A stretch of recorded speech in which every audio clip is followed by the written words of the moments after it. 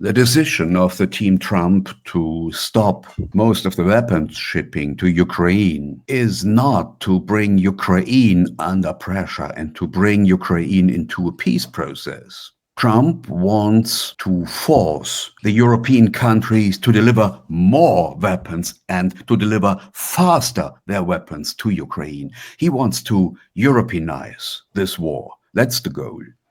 And he wants to bring the European so-called partners who are vassals under pressure. That's the background. Well, it's part of the game. The transatlantic split does not exist anymore. It's just a media myth. And it is very clear, and NATO Secretary General Rutte made it very clear in his letter to Donald Trump. Yes, sir, we do everything you want, sir.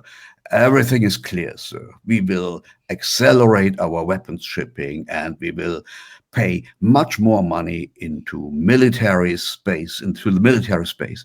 So it was a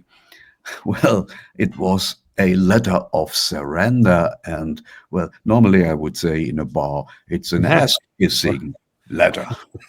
Yeah, and somebody who apparently got that memo and acted on it was British Prime Minister Kier Starmer. I told President Zelensky at Downing Street on Monday that we will harden our resolve.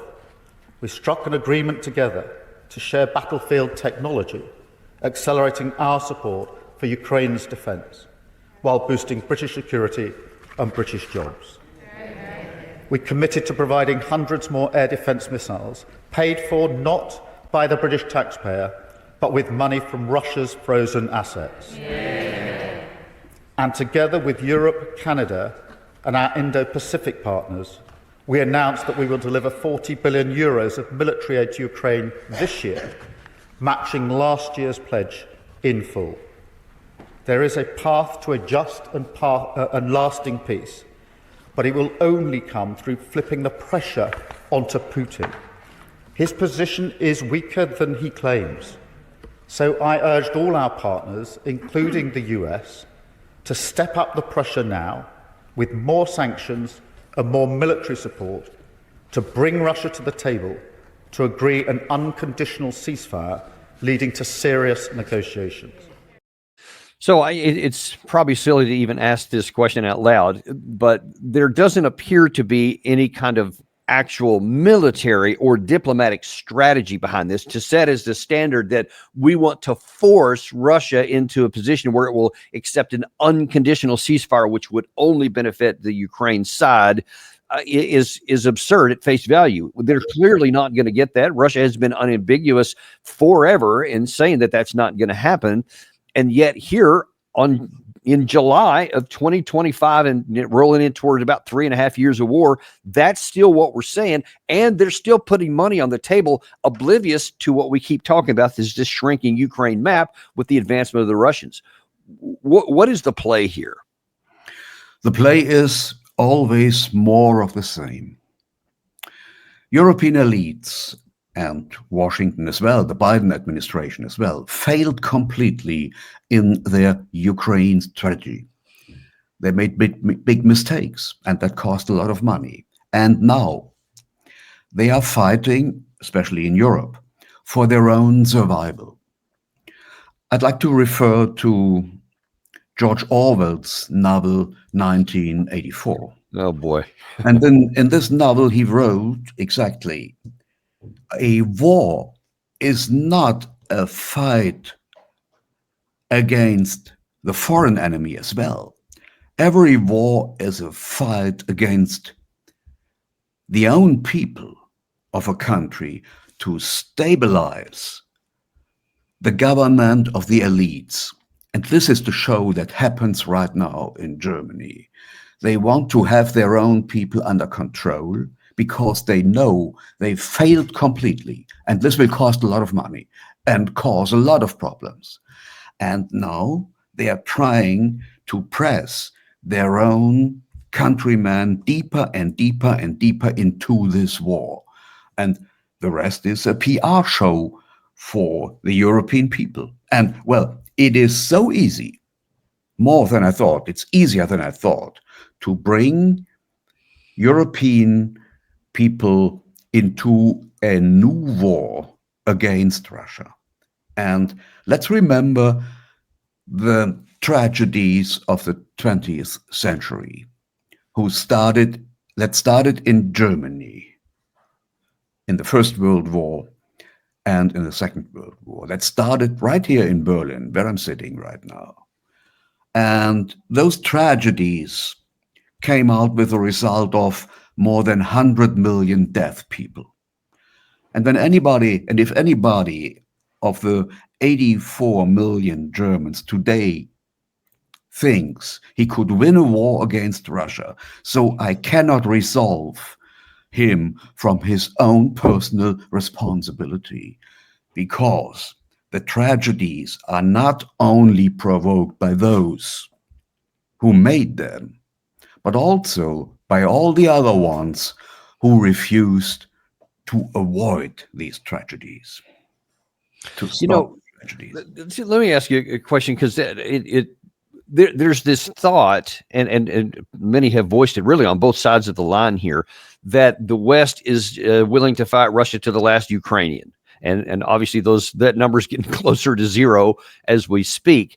But the question that I think now needs to be asked, in light of some of the things that you've said already in this episode, is there some thought among some of the elites in the Western that they might not be opposed to continue the war, even if it means other Western soldiers end up having to get into this fight? Or will they just stop and just change the narrative once all the Ukrainians are dead and the war finally is over in Ukraine because Russia wins it? Which do you see it is? Is there a possibility that these elite people who are perpetuating this war might be okay if it spreads? Yeah, they won't. The elites won't learn in Europe. At the moment, currently, it would be difficult for Germany to send 30,000 men to Ukraine, and it would be difficult for the United Kingdom to send 25,000 men to Ukraine. It's impossible. They cannot afford that. So we have a time slot of 3 to 5, probably to 8 years. And then the elites will militarize their own countries, and they will try to fight a war against Russia next time. So Russia has a gap of 3 to 5, 7 years. And then we will see a war in Europe, a much greater war than we can imagine right now. That's my perspective. Yeah, and actually, Gary, I'm gonna pull a issue here. I'm going to throw something up here because you said something. I saw this earlier this morning. I'm going to pull up a video where Mark Rutte is saying that very thing that you just mentioned here. Let's see if I can grab it.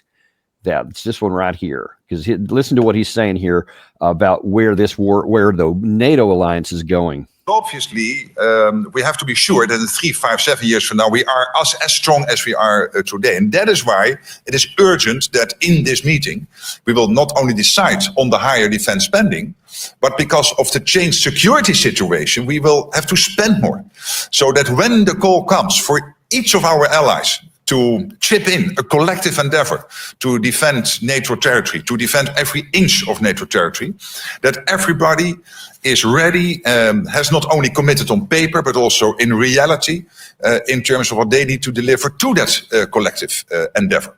And let's not forget, I think it was in the FT this morning, an article making the difference between an alliance based on I will help you if you get attacked.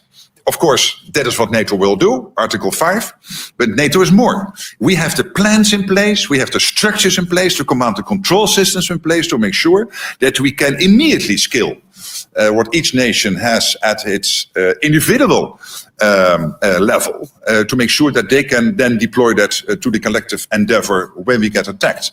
My worry is two things: that if we do not spend more, that's in 3, 5, 7 years from now, we might not be able to do that. And secondly, that with the present level of defense production, which is also part of your deterrence, if we don't ramp that up, that's why this is next to Ukraine and the defense spending, one of the 3 issues at the summit. Yeah, I'm going to go ahead and stop right there. That just troubles me a lot because it sounds to me like he's saying we're getting ready to fight. When we fight, he actually used that phrase in there. Do you have some concerns that he means that? Yes, I think he means that. He's trapped in his own security dilemma. And I want to explain that by my own experience. We were in June underway in Karelia on highways that were completely closed for the public in Soviet times, and now they are open. And we saw a lot of trucks, heavy trucks, heading north. And these trucks were transporting huge quantities of concrete. And we could see that the trucks were turning into the forest beside the road, the highway, and there were checkpoints. And behind these barriers, these checkpoints, the trucks disappeared. And these trucks were transporting the concrete for building new missile silos under the roof of the Karelian trees. And the Russian Federation is dislocating over there new medium-range missiles to reinforce its second strike capability. So we saw a part of this escalation process. These missiles are focused on Central Europe, that's clear. And so we saw the so-called other side of the security dilemma. If one side is arming itself more and more, the other side feels threatened more and more and is starting an armament of its own. And then the other side feels threatened and is enforcing the armament again. And this leads into war. The only way to escape the security dilemma is to come back to a disarmament negotiation process. And this doesn't happen right now.